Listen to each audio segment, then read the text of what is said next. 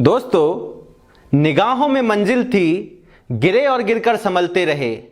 हवाओं ने बहुत कोशिश की मगर चिराग आंधियों में भी जलते रहे। इसी के साथ मैं हूं दिनेश यादव और एक बार फिर से आपका बहुत बहुत स्वागत है आपके अपने YouTube channel Spartans learning media पर। Today we will discuss about the fourth colligative properties osmotic pressure as well as osmosis, reverse osmosis process, endo-osmosis, exo-osmosis, isotonic solution, hypertonic solution, hypotonic solution, and what is the main difference between the osmosis and diffusion. So now let's start. तो हम लोग देखेंगे सबसे पहले osmosis को। Osmosis क्या होता है? The spontaneous flow of the solvent from the solution of lower concentrated to higher concentrated through the semi-permeable membrane. और तरीके से भी डिफाइन कर सकते हैं। जहां पे हमने बोला lower concentrated to higher concentrated, वहां पे आप dilute solution to the concentrated solution भी बोल सकते हैं, वहां पे आप pure solvent to the solution भी बोल सकते हैं। तो सिंपल सा ये है कि जो लोअर कंसंट्रेशन वाला सॉल्यूशन होता है वहां से सॉल्वेंट मॉलिक्यूल पास होते हैं मेम्ब्रेन के थ्रू, किधर की ओर? हायर कंसंट्रेटेड मॉलिक्यूल्स की ओर। सिंपल सी पतली जो सॉल्यूशन पतला होगा वो गाढ़े सॉल्यूशन की ओर मूवमेंट करेगा उसके सॉल्वेंट मॉलिक्यूल। तो सिंपल क्या बोलोगे? द स्पॉन्टेनियस प्रोसेस या flow of solvent molecule from the solution of lower concentrated to the higher concentrated through the semi permeable membrane, या यूं बोलो the flow of solvent molecule from the dilute solution to the concentrated solution और pure solvent to the solution through the semi permeable membrane. ठीक है, तो यहां पे आपको दिखाई दे रहा है कंटेनर में हमने एक तरफ प्योर सॉल्वेंट लिया, एक तरफ सॉल्यूशन लिया। तो प्योर सॉल्वेंट के जो मॉलिक्यूल होंगे ये आपके पास जो है, ये आपके पास एसपीएम सेमी परमेबल मेम्ब्रेन है। क्या है? Semi permeable membrane. एक ऐसी झिल्ली जिससे क्या होगा, आपके सॉल्वेंट मॉलिक्यूल प्योर सॉल्वेंट की ओर से सॉल्यूशन की ओर मूवमेंट करेंगे। क्यों? क्योंकि प्योर सॉल्वेंट को हम लोग लोअर कंसंट्रेटेड सॉल्यूशन भी बोल सकते हैं और सॉल्यूशन जो इधर वाला होगा ये हायर कंसंट्रेटेड का होगा, या यूं बोल दो इसको हम लोग डाइल्यूट सॉल्यूशन भी बोल सकते हैं। डाइल्यूट क्योंकि अमाउंट ऑफ सॉल्वेंट ज्यादा होता है डाइल्यूट में, और इधर हम कंसंट्रेटेड सॉल्यूशन भी बोल सकते हैं, कंसंट्रेटेड सॉल्यूशन। तो चाहे आप बोलो कि फ्लो किसका होता है? प्योर सॉल्वेंट से सॉल्यूशन की ओर होता है सॉल्वेंट मॉलिक्यूल का, या बोलो फ्लो होता है सॉल्वेंट मॉलिक्यूल का डाइल्यूट सॉल्यूशन से कंसंट्रेटेड सॉल्यूशन की ओर, या यूं बोलो कि फ्लो होता है सॉल्वेंट मॉलिक्यूल जो फ्लो करते हैं वो lower concentrated to higher concentrated की ओर मूवमेंट करते हैं through the semi permeable membrane. That means the spontaneous flow of the solvent molecule from the solution of lower concentrated to the higher concentrated. Got it?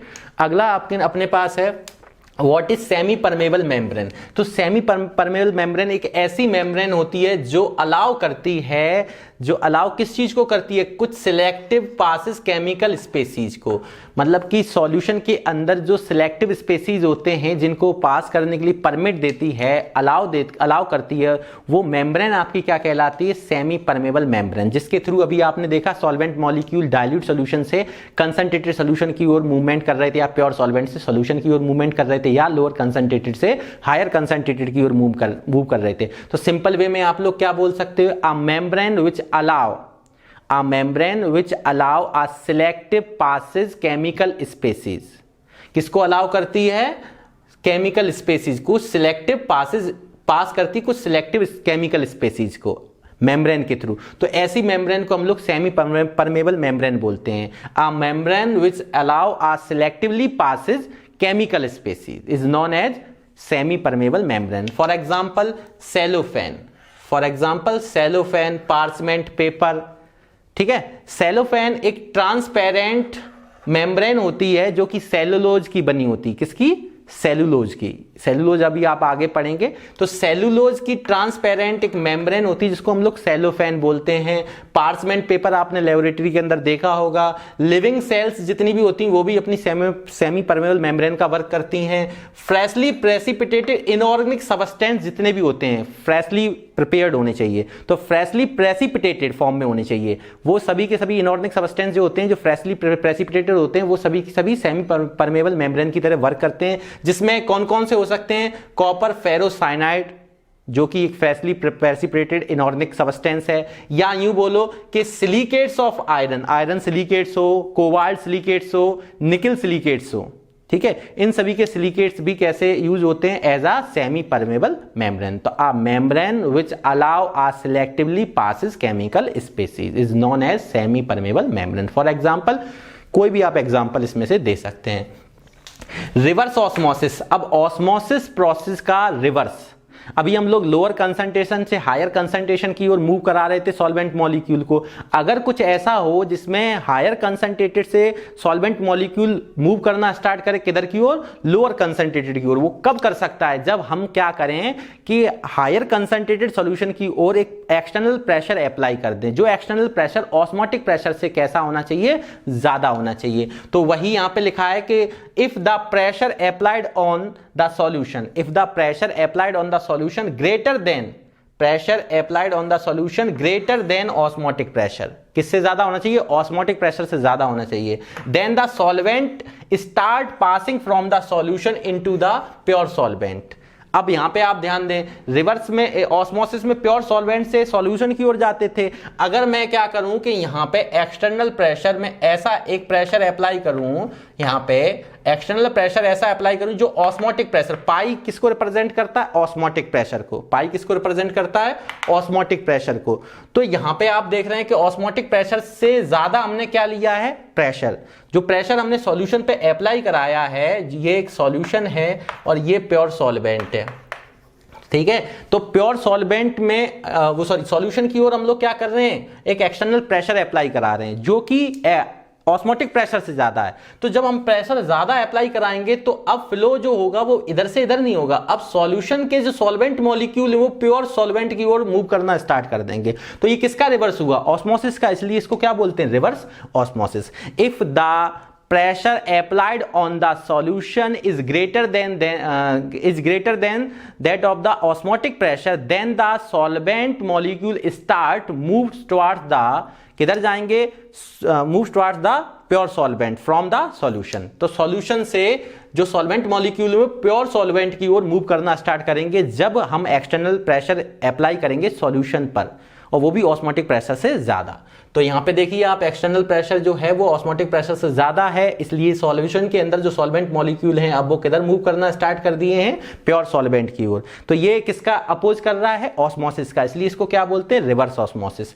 Next, इस चीज का एक चीज और ध्यान रखना, इसका यूज कहां करते हैं, it is used in desalination of sea water. अब सैलाइन वाटर, ये आपके पास लिखा है सैलाइन वाटर, तो एक्चुअली नॉर्मल सैलाइन क्या होता है, 0.9% mass by volume. Mass by volume एक कंसंट्रेटेड टर्म आपने पढ़ रखा है। मास बाई वॉल्यूम क्या होता था कि नंबर ऑफ सॉल्यूट जो होते थे वो हम लोग किसमें डिसॉल्व कराया करते थे, 100 parts of the volume of the solution में।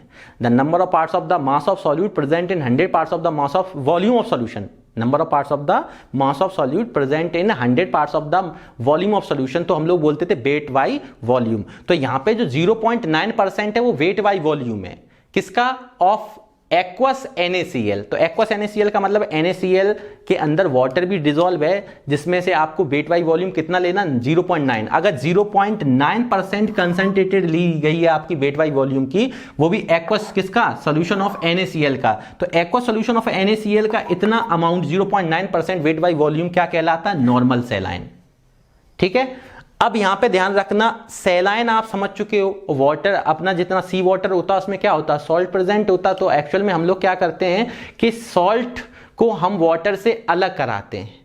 तो कैसे, बहुत सारी प्रोसेस होती हैं आप जानते हैं। तो सबसे पहले क्या होता है, समुद्र के किनारे पे लहरें जो आती हैं बाहर की ओर, तो वहाँ पे बड़े बड़े गड्ढे कर लिए जाते हैं, उनमें वाटर जाता है। फिर क्या होता है, धूप की वजह से क्या होता है, वाटर जो होता है वो वॉलेटाइल लिक्विड होता है, वो क्या हो जाता है, वेपराइज हो जाती है। जबकि जो सॉल्ट होता है NaCl वो नॉन वॉलेटाइल होने की वजह से उसकी वेपर नहीं बनती है, तो वो सेपरेट आउट कर सकते हैं। तो यहाँ पे डीसैलिनेशन किसका होता है, सी वाटर का, ठीक है, जो किसके द्वारा होता है, रिवर्स ऑस्मोसिस द्वारा, ठीक। अब हम लोग बात करते हैं एक्सो ऑस्मोसिस। एक्सो ऑस्मोसिस जो प्रोसेस होती है वो क्या है, when the membrane permit the solvent molecule come out through the membrane.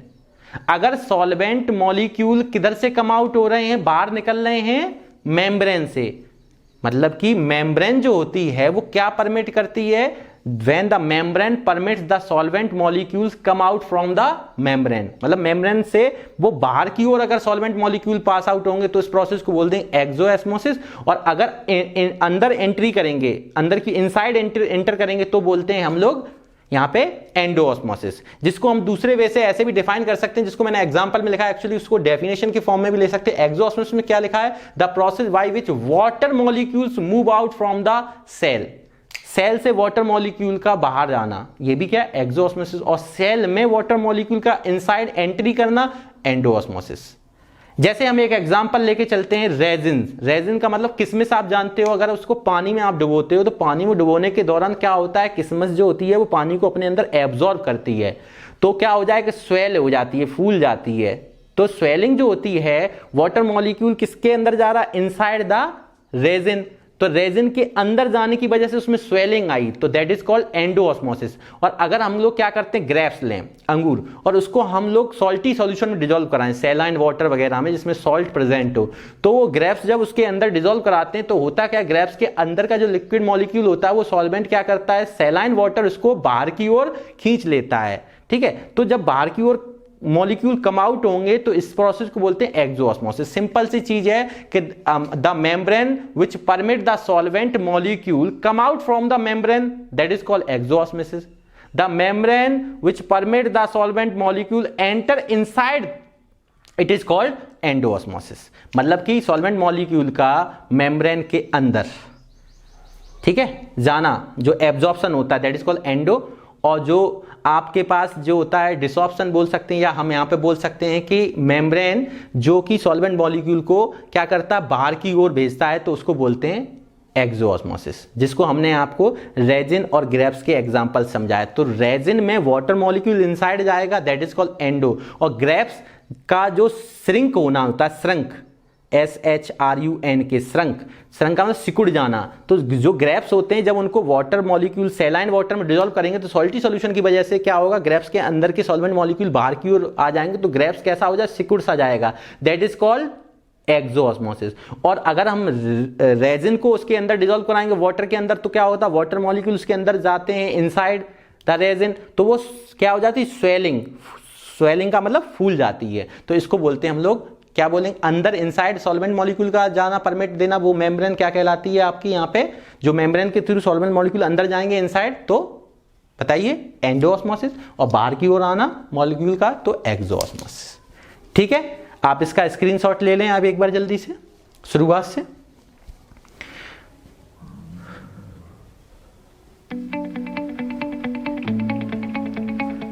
इस साइड भी दिखा दीजिए।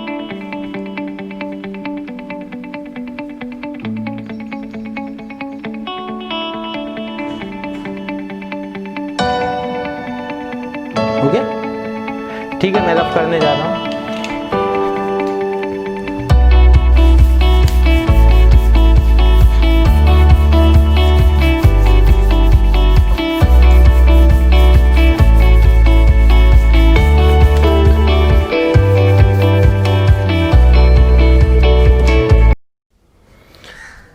अब हम लोग देखेंगे difference between osmosis and diffusion. Diffusion और इफ्यूजन दो वर्ड आपने 11th क्लास में गैसियस स्टेट में भी पढ़े थे, जब ग्राम्स लॉ ऑफ डिफ्यूजन और फ्यूजन पढ़ते थे। तो यहाँ पे हम डिफ्यूजन और ऑस्मोसिस में डिफरेंस आप लोग देखेंगे। सबसे पहला डिफरेंस क्या लिखा है, in osmosis process movement of solvent molecule takes place through the semi permeable membrane. SPM आप समझ चुके हैं, सेमी परमेबल मेम्ब्रेन अभी बताया था, membrane which allow are selectively passes chemical species. तो ध्यान रखना, ऑस्मोसिस प्रोसेस में केवल जो सॉल्वेंट मॉलिक्यूल होते हैं वो किसके थ्रू पास होते हैं, एसपीएम के थ्रू, सेमी परमेबल मेम्ब्रेन के थ्रू। बट इसका एसपीएम का डिफ्यूजन में कोई रोल नहीं है। डिफ्यूजन में, in diffusion there is no role of SPM, ध्यान रखिएगा। Second point, it involves movement of only solvent molecule from one side to the other. मतलब इस जो ऑस्मोसिस प्रोसेस होती है उसमें किसका मूवमेंट होता है, केवल सॉल्वेंट मॉलिक्यूल का, लोअर कंसंट्रेटेड टू हायर बोल दो, या डाइल्यूट टू कंसंट्रेटेड बोल दो, या प्योर सॉल्वेंट से सॉल्यूशन की ओर बोल दो। तो केवल और केवल मूवमेंट किसका होता है, सॉल्वेंट मॉलिक्यूल का होता है एक साइड से दूसरी साइड की ओर। जबकि it involves passage of solvent as well as solid molecule from the one region to other. मतलब कि इसके अंदर डिफ्यूजन में क्या होता है, सॉल्वेंट मॉलिक्यूल के साथ साथ सॉल्यूट पार्टिकल या सॉल्यूट मॉलिक्यूल भी क्या करते हैं, एक रीजन से दूसरे रीजन में, इसमें रीजन का यूज हो रहा है, वहां पे साइड का यूज हो रहा है, ठीक है। तो यहाँ पे एक रीजन से दूसरे रीजन में जो मूवमेंट होता है वो केवल सॉल्वेंट का नहीं होता है, सॉल्वेंट के साथ साथ सॉल्यूट का भी होता है, किसमें, डिफ्यूजन में। और डिफ्यूजन ऑस्मोसिस में केवल सॉल्वेंट मॉलिक्यूल क्या करते हैं, पार्टिसिपेट करते हैं वन फॉर्म टू, मतलब कि one form to another form बोल दो या वन साइड से अदर साइड बोल दो। यहाँ पे देखें, osmosis is limited to solution only. Osmosis केवल किसके लिए लिमिटेड है, सॉल्यूशन के लिए, केवल सॉल्यूशन में अप्लाई होती है, जबकि diffusion can takes place in liquid, gases and solution. ये लिक्विड में भी डिफ्यूजन अप्लाई, मतलब कि पार्टिसिपेट करते हैं। डिफ्यूजन जो होता है लिक्विड्स का भी होता है, गैसेस का भी होता है और सॉल्यूशन का भी होता है, जबकि ऑस्मोसिस केवल सॉल्यूशन के लिए हम लोग अप्लाई कराए जाते हैं। तो अप्लाई करने के दौरान अब देखें, ऑस्मोसिस कैन स्टॉप्ड एंड और reversed by the applying additional pressure on the solution side. अगर हम सॉल्यूशन साइड क्या करते थे, रिवर्स ऑस्मोसिस में पढ़ा था, हम सॉल्यूशन साइड क्या करते थे, अगर प्रेशर को, एक्सटर्नल प्रेशर को अप्लाई करते थे तो वहां पे क्या होता था, प्रोसेस रिवर्स हो जाती थी, ठीक है। और अगर प्रेशर को हम इस तरीके से अप्लाई कर दें कि मूवमेंट ऑफ जो सॉल्वेंट मॉलिक्यूल है वो सॉल्यूशन से सॉल्वेंट की ओर ना जाए, प्योर सॉल्वेंट की ओर, तो रिवर्स ऑस्मोसिस नहीं होगी। और ना ही ऐसा हो कि प्योर सॉल्वेंट से सॉल्यूशन की ओर आए, मतलब कि वहां पे ऑस्मोसिस स्टॉप हो जाए, इतना प्रेशर अप्लाई करें कि मूवमेंट मॉलिक्यूल का ना हो सके ऑस्मोसिस के रिवर्स। तो रिवर्स भी करा सकते हैं एक्सटर्नल प्रेशर अप्लाई करके, एडिशनल प्रेशर जो होता है सॉल्यूशन के ऊपर अप्लाई करके, और इसको स्टॉप भी कर सकते हैं, मतलब दोनों पॉसिबिलिटी हैं। जबकि डिफ्यूजन में ना तो स्टॉप कर सकते हैं उसको, ना ही हम लोग उसको रिवर्स करा सकते हैं। तो आप पॉइंट समझ गए, इसमें सॉल्वेंट मॉलिक्यूल का जो पास थ्रो होते हैं वो किससे होते हैं, एसपीएम का, मतलब एसपीएम का रोल होता है ऑस्मोसिस में, डिफ्यूजन में नहीं होता है। एसपीएम जो ऑस्मोसिस होता है उसमें सॉल्वेंट मॉलिक्यूल जो होते हैं वो एक साइड से दूसरी साइड क्या करते हैं, मूवमेंट कर सकते हैं, जबकि इसमें सॉल्वेंट के साथ साथ सॉलिड मॉलिक्यूल भी जो होते हैं एक रीजन से दूसरे रीजन में पास आउट होते हैं। इसमें केवल ऑस्मोसिस में केवल लिमिटेड होता है, सॉल्यूशन के लिए ये अप्लाई किया जा सकता है, जबकि इसमें ये सॉल्यूशन, लिक्विड और गैसेस सभी के लिए, डिफ्यूजन जो होता है, डिफ्यूजन सभी पार्टिसिपेट कर सकते हैं, लिक्विड मॉलिक्यूल भी डिफ्यूज हो सकते हैं, गैसेस भी हो सकते हैं और सॉल्यूशन भी हो सकते हैं। ऑस्मोसिस को हम स्टॉप करा सकते हैं या रिवर्स भी करा सकते हैं, जबकि डिफ्यूजन में ना तो हम इसको स्टॉप करा सकते हैं ना ही रिवर्स, ठीक है, गॉट इट। अब देखिए कुछ पॉइंट हैं, आइसोटोनिक सॉल्यूशन, ऐसे सॉल्यूशन, दो सॉल्यूशन लिए और दोनों का अगर ऑस्मोटिक प्रेशर सेम है तो किसी गिवन टेम्परेचर पर, तो दोनों का अगर ऑस्मोटिक प्रेशर अगर सेम है गिवन टेम्परेचर पर, तो ये सॉल्यूशन एक दूसरे के लिए आइसोटोनिक सॉल्यूशन कहलाएंगे। That mean two solutions having same osmotic pressure at a given temperature, that means π1 = π2। जहां पे एग्जांपल दिया, blood is isotonic with saline. Saline अभी आपने पढ़ा था, क्या पढ़ा था, 0.9% weight by volume,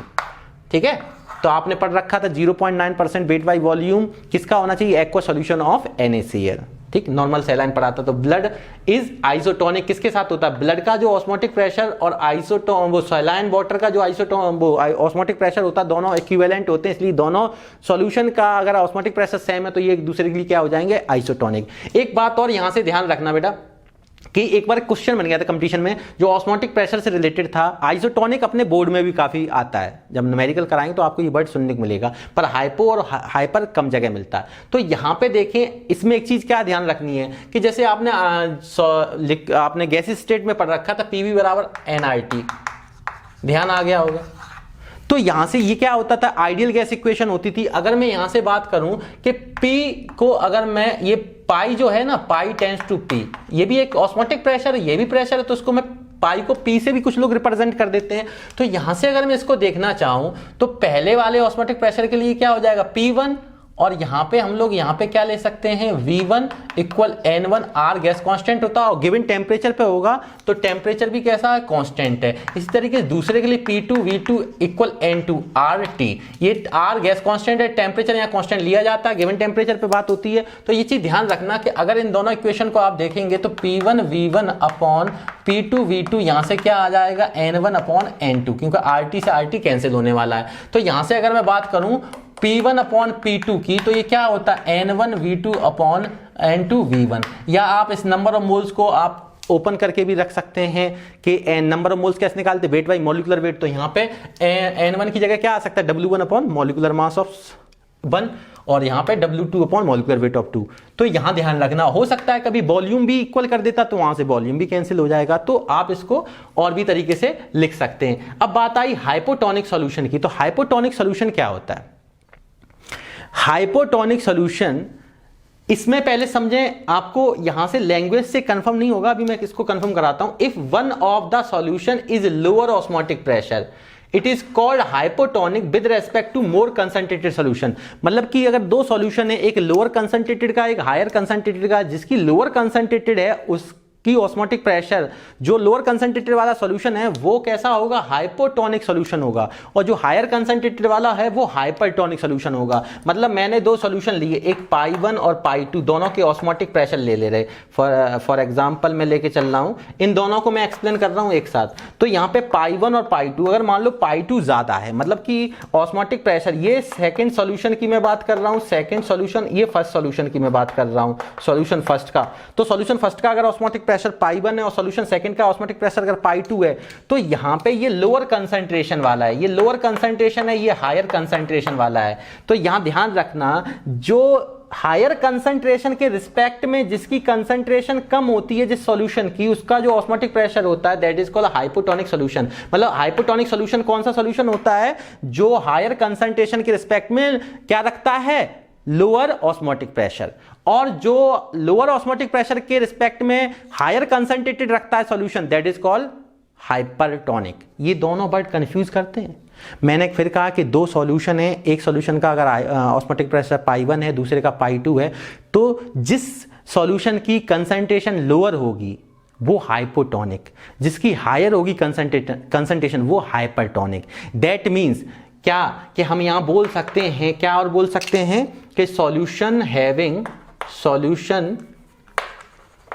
having lower osmotic pressure. और यहां बोल सकते हैं, इसके लिए हम लोग क्या बोल सकते हैं, यहां पे इसके लिए बोल सकते हैं कि यहां पे मैं दिखा दे रहा हूं, solution having higher osmotic pressure. मतलब कि हाइपरटोनिक ऐसा सॉल्यूशन जिसका ऑस्मोटिक प्रेशर ज्यादा हो, और हाइपोटोनिक जिसका लोअर क्या हो? Osmotic pressure. मतलब दो अगर मैंने सॉल्यूशन लिए तो हायर कंसंट्रेशन के रिस्पेक्ट में जो लोअर ऑस्मोटिक प्रेशर रखता है दैट इज कॉल्ड हाइपोटोनिक, और जो लोअर कंसंट्रेशन के रिस्पेक्ट में हायर ऑस्मोटिक प्रेशर रखता है, जो हायर कंसंट्रेशन वाला था वो हायर क्या रखेगा? Osmotic pressure. तो ये जो लोअर ऑस्मोटिक प्रेशर वाला है दैट इज कॉल्ड हाइपोटोनिक, और जो हायर कंसंट्रेशन वाला है दैट इज कॉल्ड हाइपरटोनिक, एक दूसरे के रिस्पेक्ट में। ठीक है, इसको ध्यान से समझना। पर अब मैं बात कर रहा हूं ऑस्मोटिक प्रेशर। तो आप ऑस्मोटिक प्रेशर को जानते हैं, आप ऊपर वाली चीज को एक बार स्क्रीनशॉट भी ले सकते हैं कि मैं रफ करने जा रहा हूं। अब यहां पे आप ध्यान रखना, यहां पे बेटा, कि ऑस्मोटिक प्रेशर जो होता है ये अपनी फोर्थ कॉलिगेटिव प्रॉपर्टी है। क्या है? अभी तक हम लोगों ने कॉलिगेटिव प्रॉपर्टी, ऐसी प्रॉपर्टी जो डिपेंड करती है नंबर ऑफ सॉल्यूट पार्टिकल पे, ना कि डिपेंड करती है उसके नेचर पे। तो ध्यान रखना, हम लोगों ने तीन पहले पढ़ रखे हैं, relative lowering of vapour pressure, elevation of boiling point, depression in freezing point, और अब चौथी है ऑस्मोटिक प्रेशर। तो यहां पे हम लोग ऑस्मोटिक प्रेशर जो फोर्थ कॉलिगेटिव प्रॉपर्टी है उसको स्टडी कर रहे हैं, क्योंकि उससे पहले इसके एसेंशियल कुछ पॉइंट थे वो हमने आपको डिस्कस कर लिए हैं। ऑस्मोटिक प्रेशर क्या है? बहुत बारीकी से इस चीज को देखना। It is defined as the hydrostatic pressure which must be applied through a solution in order to prevent the flow of solvent molecule from the pure solvent to the solution through SPM। ये बेटा मैंने दो container लिए, एक में pure solvent लिया और एक में मैंने सॉल्यूशन लिया। अब यहां पे क्या बताया गया है? दोनों पे एटमॉस्फेरिक प्रेशर, तो देखो एटमॉस्फेरिक प्रेशर तो इस पे भी अप्लाई हो रहा है, इस पे भी अप्लाई हो रहा है भाई। एटमॉस्फेयर में लिए गए कंटेनर तो दोनों पे, पर अब मैं क्या करूं, इसके साथ साथ मैं कुछ एक्सेस ऑफ प्रेशर, मैं एक्स्ट्रा प्रेशर को अप्लाई करा दूं सॉल्यूशन पे। तो जब एक्स्ट्रा प्रेशर, एक्सटर्नल प्रेशर किसके साथ अप्लाई होता है? एटीएम के साथ, जो ये एक्सेस ऑफ प्रेशर होता है। अब प्रेशर बढ़ जाएगा भाई, यहां पे केवल एटमॉस्फेयर प्रेशर और यहां पे एटमॉस्फेयर प्रेशर के साथ एक्सटर्नल प्रेशर और अप्लाई कर रहे हैं। तो इस एक्सेस ऑफ प्रेशर को हम लोग क्या बोलते हैं? Hydrostatic pressure. क्या बोलते हैं इसको? हम लोग बोलते हैं हाइड्रोस्टैटिक प्रेशर। हाइड्रोस्टैटिक प्रेशर, इस चीज को ध्यान रखना। अब इसके अप्लाई कराने पर अब यहां प्रेशर ज्यादा हुआ, इस एक्सेस ऑफ प्रेशर को हम लोग ऑस्मोटिक प्रेशर बोलते हैं, जिसकी वजह से क्या होता है, सॉल्यूशन से सॉल्वेंट की ओर, सॉल्यूशन से जो सॉल्वेंट मॉलिक्यूल होते हैं सॉल्यूशन के, वो प्योर सॉल्वेंट की ओर मूव करना बंद कर दें। अब फिर ध्यान दें कि हमने यहां क्या बोला है कि यहां पे बोला ना pressure which must be applied through a solution, ठीक है, prevent the flow of solvent molecule from the pure solvent to the. अब दोनों बात समझना यहां पे, अगर मैंने यहां पे कुछ एक्सटर्नल एक्सेस ऑफ प्रेशर को अप्लाई किया, पहले तो दोनों कंटेनर थे, दोनों पे एटमॉस्फेरिक प्रेशर अप्लाई हो रहा था, अब मैंने क्या किया, सॉल्यूशन वाले पर एक्सटर्नल प्रेशर और अधिक मैंने अप्लाई करा दिया, अब प्रेशर बढ़ गया, एटीएम में कुछ प्रेशर ऐड हुआ, अगर एडिशनल प्रेशर ऐड हुआ तो इसको एक्सेस ऑफ प्रेशर को हम हाइड्रोस्टैटिक प्रेशर भी बोलते हैं, जिसकी वजह से क्या होगा कि जो प्योर सॉल्वेंट से ऑस्मोसिस में क्या होता था, प्योर सॉल्वेंट से सॉल्वेंट मॉलिक्यूल पास होते थे सॉल्यूशन की ओर, रिवर्स ऑस्मोसिस में क्या होता था, और सॉल्यूशन से पास होते थे प्योर सॉल्वेंट की ओर। यहां पे इतना प्रेशर अप्लाई किया गया है कि प्योर सॉल्वेंट से जो मॉलिक्यूल स्पॉन्टेनियसली फ्लो करते थे सॉल्यूशन की ओर, वो फ्लो करना बंद कर दें, वो फ्लो करना बंद कर दें। फिर समझ लें ऑस्मोटिक प्रेशर क्या होता है, it is defined as the hydrostatic pressure और excess pressure must be applied on the solution that the prevent of flow of solvent molecule from the pure solvent to the solution through the semi permeable membrane। semi permeable membranes के through pure solvent के molecule, pure solvent के molecule solution की ओर जाने से रुक जाए। क्यों? क्योंकि यहां प्रेशर इतना पड़ रहा है, अब इतना भी नहीं पड़ रहा कि रिवर्स हो जाए, ये चीज ध्यान रखना। रिवर्स में इतना प्रेशर, एक्सटर्नल प्रेशर अप्लाई करते थे कि सॉल्यूशन के मॉलिक्यूल, जो सॉल्वेंट मॉलिक्यूल थे, वो इधर पास होते थे सेमी मेम्ब्रेन से, एसपीएम से। अब यहां पे केवल इतना प्रेशर अप्लाई किया गया है कि अगर कोई सॉल्वेंट मॉलिक्यूल प्योर सॉल्वेंट से सॉल्यूशन की ओर जा रहा है तो वो रुक जाए। तो एसपीएम से अगर सॉल्वेंट, प्योर सॉल्वेंट के, प्योर सॉल्यूशन के जो मॉलिक्यूल है, प्योर सॉल्वेंट जो लिया है उसके जो मॉलिक्यूल हैं, अगर वो एसपीएम से सॉल्यूशन की ओर जाने से रुक जाए जिस प्रेशर की वजह से, that is called osmotic pressure. I hope आपको क्लियर हुआ होगा। अब इसमें थोड़ा सा एक चीज देख लें, कभी कोई क्वेश्चन आ जाता है यहां पे कि ऑस्मोटिक प्रेशर को हम लोग पाई से रिप्रेजेंट कर देते हैं, ठीक है। देखो हम लोग जानते हैं, वी नो दैट, इस चीज को थोड़ा सा देख लें, we get ideal equation, ideal gas की इक्वेशन क्या होती है, पीवी बराबर NIT from ideal gas equation, आप लोग जानते हैं, जानते होंगे। अब अगर यहां पे यही प्रेशर, क्या मालूम, प्रेशर टेंस टू पाई, ये जो प्रेशर है एक्चुअली वो ऑस्मोटिक प्रेशर की तरीके से हम बिहेव करा ले रहे हैं। अगर तो P टेंस टू पाई, तो P की जगह हम लोग क्या लिख सकते हैं, pi V equal n r t. अब यही चीज किसमें कन्वर्ट हो जाएगी, इसमें, और यहां से पाई में इधर रखूं n upon volume r t. और ध्यान करो, सिंस जो कंसंट्रेशन होता है वो क्या होता है, number of moles present in volume of solution, that is called strength, और वो भी क्या है, एक टाइप की कंसंट्रेशन। तो कंसंट्रेशन किसको रिप्रेजेंट करता है, एन वाई वी को, number of moles present in volume of solution. तो इसकी जगह पे हम क्या लिख सकते हैं, सी आर टी, और यही हमारा ऑस्मोटिक प्रेशर का क्या होता है, फॉर्मूला। कुछ लोग ऐसे भी कर सकते हैं, हो सकता है इस तरीके से ना बता के आपको ऐसे भी बताते हैं। देखो यहां पे एक्चुअली क्या है कि जो प्रेशर है वो डिपेंड तो कंसंट्रेशन पे कर रहा है, क्योंकि लोअर कंसंट्रेशन वाला ऑस्मोसिस में हायर कंसंट्रेशन की ओर जाता था, ध्यान है आपको। तो यहां पे कहीं ना कहीं जो ऑस्मोटिक प्रेशर है वो डिपेंड किस पर कर रहा है, कंसंट्रेशन पे, और किस पर डिपेंड कर रहा है, क्योंकि डाइल्यूट सॉल्यूशन और कंसंट्रेटेड सॉल्यूशन में अगर टेम्परेचर हम अप्लाई कराएंगे तो क्या कंसंट्रेटेड वाला डाइल्यूट की ओर बढ़ना स्टार्ट हो जाएगा, सिंपल चीज है। तो यहां पे ध्यान रखना कि जो ऑस्मोटिक प्रेशर है वो डिपेंड्स करता कंसंट्रेटेड के साथ साथ टेम्परेचर पे। तो अगर इन दोनों इक्वेशन से देखें, from equation first and second, so from equation first and second, अगर आप यहां से देखना चाहेंगे तो pi directly proportional to the C T, और पाई अगर प्रोपोर्शनलिटी साइन हटाएंगे तो यहां पे आर एक गैस कांस्टेंट को यूज किया गया है, तो पाई इक्वल क्या आ जाता है, सी आर टी। तो कुछ लोग इस फॉर्मूले को भी यहां पे यूज कर लेते, pi is the osmotic pressure, R is the gas constant, C is the concentration terms, और T is the absolute temperature. Got it. इस वाले वीडियो में हम लोगों ने क्या पढ़ा, एक बार जल्दी से देखें। सबसे पहले आप स्क्रीनशॉट ले लें एक बार शुरू से,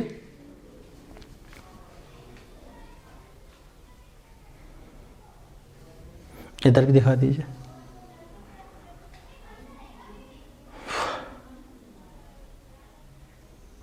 ठीक है, अब हम लोग समझते हैं कि आज के इस वीडियो लेक्चर में हम लोगों ने ऑस्मोसिस क्या होता था, जिसमें सेमी परमेबल मेम्ब्रेन से सॉल्वेंट मॉलिक्यूल जो होते थे लोअर कंसंट्रेशन के, वो हायर कंसंट्रेशन की ओर जाते थे। और उसके बाद हम लोगों ने ऑस्मोसिस के साथ क्या पढ़ लिया था, किसी सेमी परमेबल मेम्ब्रेन क्या होती है, जो एसपीएम होती है वो आ मेम्ब्रेन विच अलाउ क्या किसको अलाउ करती थी, सिलेक्टिवली पासिस केमिकल स्पेसीज। उसके बाद हमने क्या पढ़ा, एसपीएम के कुछ एग्जाम्पल लिए थे, सेलोफेन, पार्चमेंट पेपर, है ना, फ्रेशली प्रेसिपिटेटेड इनऑर्गेनिक सब्सटेंसेज। ठीक है, तो इसके अलावा हम लोगों ने इसमें क्या पढ़ा, एसपीएम के अलावा फिर हम लोगों ने रिवर्स ऑस्मोसिस पढ़ा। रिवर्स ऑस्मोसिस में क्या करते थे कि हम लोग सॉल्यूशन पे प्रेशर को अप्लाई कराते थे। If the pressure is applied on the solution, that time क्या होता था, solvent molecule from the solution किधर जाते थे, move towards the pure solvent. मतलब अभी तक ऑस्मोसिस में प्योर सॉल्वेंट के सॉल्यूशन की ओर जाते थे, लोअर कंसंट्रेशन के हायर कंसंट्रेशन की ओर। अब रिवर्स हो जाता है, हायर कंसंट्रेशन से लोअर, क्यों, क्योंकि उतना प्रेशर उस पर अप्लाई कर दिया गया। तो ऑस्मोसिस का रिवर्स पढ़ लिया था, रिवर्स ऑस्मोसिस।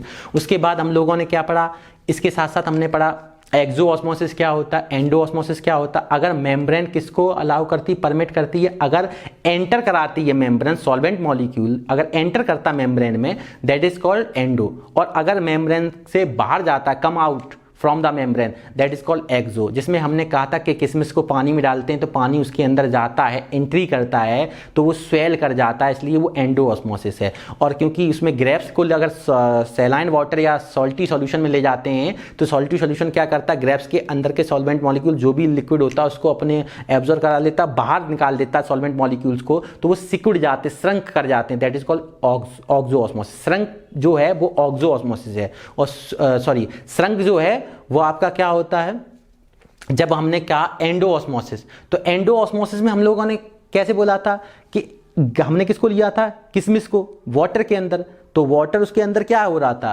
अंदर उसके अंदर एब्जॉर्ब हो रहा, तभी तो स्वेलिंग हो रही थी। और ग्रेप्स को अगर लिया जाएगा तो ग्रेप्स में क्या होगा, वाटर मॉलिक्यूल बाहर की ओर जाएंगे, क्योंकि वो श्रंक हो जाएगा, सिकुड़ जाएगा।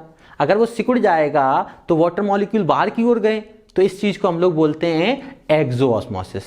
ठीक है, अब यहाँ पे हम लोगों ने इतनी बात क्लियर हुई। फिर हमने क्या पढ़ा, difference between the diffusion and osmosis. Osmosis में केवल क्या होता है, सॉल्वेंट मॉलिक्यूल जो पास होते हैं वो सेमी परमेबल मेम्ब्रेन के थ्रू होते हैं। डिफ्यूजन में सेमी परमेबल मेम्ब्रेन का कोई रोल नहीं होता है। डिफ्यूजन में हम लोगों ने सॉल्वेंट मॉलिक्यूल केवल पास आउट होते हैं।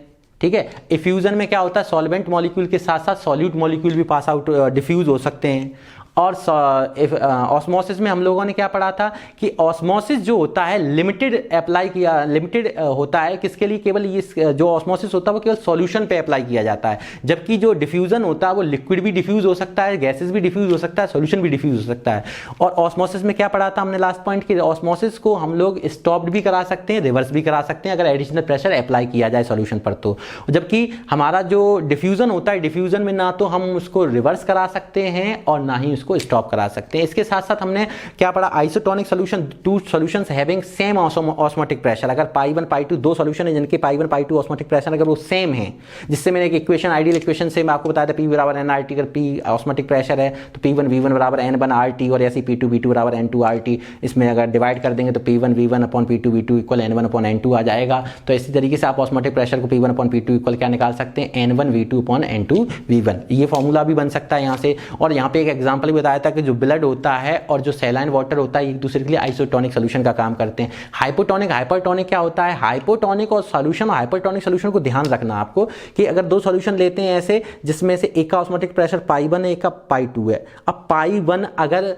लोअर है पाई 2 से, तो लोअर कंसंट्रेशन वाला जो सॉल्यूशन होता है वो हायर कंसंट्रेशन की अपेक्षा, लोअर कंसंट्रेशन वाले को हम लोग हाइपोटोनिक बोलते हैं और हायर कंसंट्रेशन जो होता है लोअर कंसंट्रेशन की अपेक्षा वो हाइपरटोनिक होता है। दैट मीन्स जो सॉल्यूशन रखता है लोअर ऑस्मोटिक प्रेशर वो हाइपो, और जो ऑस्मोटिक प्रेशर हायर रखता है वो हाइपर। इसी के साथ साथ ऑस्मोटिक प्रेशर पढ़ा हमने, कहा it is defined as the pressure, hydrostatic pressure या excess of pressure must be applied on the solution that is the prevent of the solvent molecule from the pure solvent to the solution through the SPM, मतलब कि इतना pressure apply करा दें कि ना osmosis हो ना रिवर्स ऑस्मोसिस हो। दैट मीन्स जो ऑस्मोसिस प्रोसेस होती थी वो उसमें सॉल्वेंट मॉलिक्यूल प्योर सॉल्वेंट से सॉल्यूशन की ओर जाते थे, वो रुक जाएं। जब सॉल्वेंट मॉलिक्यूल प्योर सॉल्वेंट से सॉल्यूशन की ओर जाने से रुकेंगे तो उस पर जो हाइड्रोस्टैटिक प्रेशर अप्लाई किया गया that is called osmotic pressure, जिसको हमने पाई बराबर CRT आपको फॉर्मूला ड्राइव करके बताया है, जिस पर डिपेंडेंट क्वेश्चन आते हैं। और ये हमारा ऑस्मोटिक प्रेशर एक फोर्थ कॉलिगेटिव प्रॉपर्टीज है। आई होप आपको सब कुछ क्लियर हुआ होगा। प्रॉपर वे में नोट्स बनाते रहिए और हंसते मुस्कुराते केवल पढ़ाई पे ध्यान दीजिए। बहुत मेहनत की ज़रूरत है और मुझे उम्मीद है कि आप लोग घर पे, जैसे कि मैं मेहनत आपके लिए कर रहा हूँ, आप भी घर पे उसी तरीके से मेहनत कर रहे होंगे। और थोड़ा बहुत यार लाइक शेयर सब्सक्राइब करना बनता है, अगर आपको अच्छा लगता है तो ठीक है, लाइक भी कर दिया करो, कमेंट भी कर दिया करो। ठीक, इसी के साथ जय हिंद, जय भारत, थैंक यू।